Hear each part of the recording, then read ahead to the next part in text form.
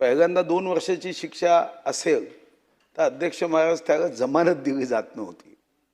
आता आपण ताबडतोब जमानत देतो आणि जमानत देत असल्याने काय झालं अध्यक्ष महाराज. आणि दुसरा एक प्रचंड आरोपींमध्ये काय कसा विश्वास आहे माहिती आहे अध्यक्ष महाराज.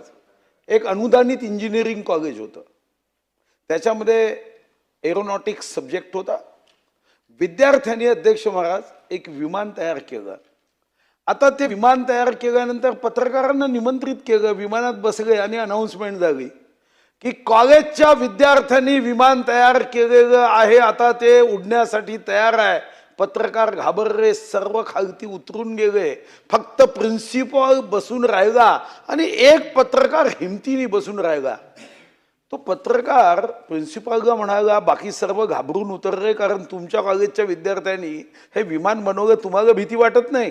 प्रिन्सिपल म्हणाले, माझा पूर्ण विश्वास आहे माझ्या शिक्षण पद्धतीवर, हे विमान कधीच उडू शकणार नाही. अध्यक्ष महाराज, असाच विश्वास हे हायकोर्टाकडून मी माहिती आणली. हायकोर्टाने मग माहिती दिली अध्यक्ष महाराज. हा 7 जुलै 2025 मग माहिती दिली. काय माहिती दिली अध्यक्ष महाराज की आत्ता 56,91,150 केसेस महाराष्ट्राच्या विविध कोर्टात पेंडिंग आहे. तुम्ही विचार करा अध्यक्ष महाराज, हे निर्णयाचं विमान उडणारच नाही आहे आणि त्याची जमानत झालेली राहील. महिलेची विटंबना केली, छेडखानी केली, एआयचा उपयोग करून तिचा चेहरा विद्रूप केला, एआयचा हे करून तिला नग्न दाखवलं, जाहिरातीमध्ये अर्धनग्न दाखवलं. 2 वर्षाची 3 वर्षाची शिक्षा आहे, ताबडतोब चहा पिऊन बाहेर. आणि मग 56,91,150 केसेस. हायकोर्ट महाराष्ट्रात अध्यक्ष महाराज, हायकोर्टात केसेस पेंडिंग आहे 5,09,857. तुम्ही विचार करा की म्हणून या कायद्यामध्ये फक्त 2,000चा दंड वाढवून होणार नाही. माझी विनंती आहे, मंत्री महोदय अतिशय सुजाण आहे, माझा हेतू काय त्यांच्या लक्षात आला, मी त्यांच्या उत्तराची वाट न पाहताही मी मागे घेईन. पण अध्यक्ष महाराज, मी फक्त धोका लक्षात आणून देतोय की आपण मनापासून, हृदयापासून, अंतःकरणापासून कायदे करतो आणि काही लोकांचा पूर्ण विश्वास आहे की हे विमान उडूच शकत नाही. म्हणून या कायद्यामधल्या समितीच्या कार्यकक्षेत फक्त 2,000चा दंड वाढवण्याची कार्यकक्षा न ठेवता तो 2,000चा दंडासोबत शिक्षा आपण वाढवू शकतो का, आणि ती योग्य की अयोग्य तपासू. असं मी म्हणत नाही की ती वाढवल्याने त्याचा गैरउपयोगही होता कामा नये, त्याच्यामध्येही पुन्हा नवीन माणसांना अजूनच नवीन दर्शनाची संधी होता कामा नये, मग मान्य. आणि एक पुन्हा विश्वास मग आहे की माझे हितचिंतक आहे, त्यांनी मग सांगितलं की रिकामा जास्त वेळ राहणार नाही, त्यामुळे आता मी 2-3 पिशव्या घरून जे कागद आणतो ते पुढच्या आठवड्यापासून एकच पिशवीपर्यंत मर्यादित करतो.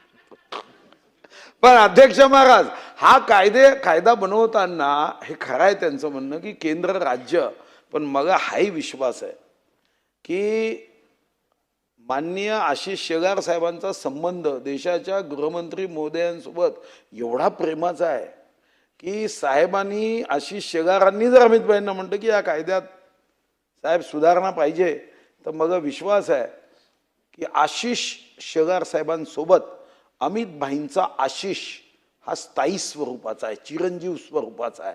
आणि म्हणून त्यासाठी जर आवश्यकता असेल तर आपण तिथेही भेटायला जाऊ. पण आशिष जे आपण असं काम करू की या सर्व ज्यांची विटंबना विविध माध्यमातून महिलांची होते ते थांबवण्यासाठी आपण प्रयत्न करू. आपलं कायद्याचं विमान उडलंच पाहिजे, त्या विमानासारखं थांबता कामा नये, एवढी आपण काळजी घेऊ. मान्य सुधीर भाऊंनी ज्या अपेक्षा व्यक्त केल्या आणि जे चित्र समोर मांडलं, मी पुन्हा एकदा सांगतो की सरकार याच भूमिकेचं आहे. माझ्या कुठल्याही माता भगिनीबद्दल, तिच्या चारित्र्याबद्दल, तिच्या असभ्य आणि अश्लील दाखवण्याबद्दल कुठली भाषा, चित्र, हावभाव याबद्दल कठोर ते कठोर संविधानाअंतर्गत कायदेशीर कारवाई झाली पाहिजे.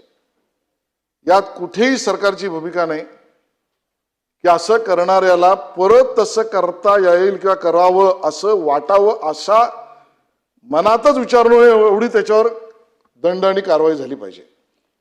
आणि म्हणून या पद्धतीची भूमिका असली तरी आपल्या संविधानाचं एक सिद्धांत आणि प्रमेय आहे जे विविध सर्वोच्च न्यायालयाच्या निवाड्यांमध्ये स्पष्ट झालेलं आहे की bail is a right and jail is a exception. Bail is a right and jail is a exception या सर्वोच्च न्यायालयाने दिलेल्या मर्यादा सुद्धा स्पष्ट आहे. आपण नेहमी ज्याचा उल्लेख करतो सुधीर भाऊ की आपल्याला कायद्याची व्यवस्था अशी करायची की त्यामध्ये जरूर जो दोषी आहे त्याला कडक, पण प्रमेय सिद्धांतामध्ये आणि संविधानामध्ये जो आहे 100 दोषी सुटले तरी चालतील, एक निर्दोष शिक्षित होता कामा नये. आणि म्हणून या अर्थाने आजच्या चर्चेमध्ये मी जो दंड 1986च्या आणि 1994च्या कायद्यामध्ये होता आणि आजच्या परिस्थितीमधला बदल पाहता त्याच्यावर विचार करणारी समिती असेल. मी शिक्षा वाढेल किंवा शिक्षेवर चर्चा होईल यावर भाष्य न करता त्या समितीच्या विशेष ज्ञानावर ते सोडतो आणि ती समिती आपल्या माता भगिनींच्या रक्षणाचीच भूमिका घेऊन सुधीर भाऊंना अपेक्षित आहे तेच आणि सभागृहाला अपेक्षित आहे तेच काम करेल. राहिला विषय अमित भाईंचा माझ्यावरचा आशीर्वादाचा, मला याची पूर्ण माहिती आहे की जेवढं प्रेम माझ्यावर आहे तेवढंच या सभागृहातल्या भारतीय जनता पक्षाच्या सर्व सदस्यांवर अमित भाईंचं आहे.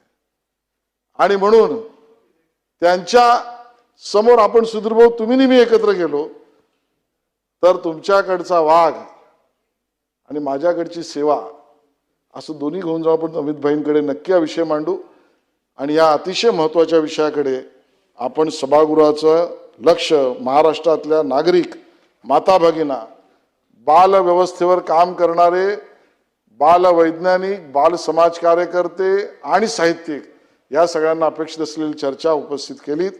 त्याबद्दल या समितीत सर्वंकष विचार होईल आणि म्हणून हे विधेयक आपण मागे घ्यावं अशी मी आपल्याला विनंती करतो.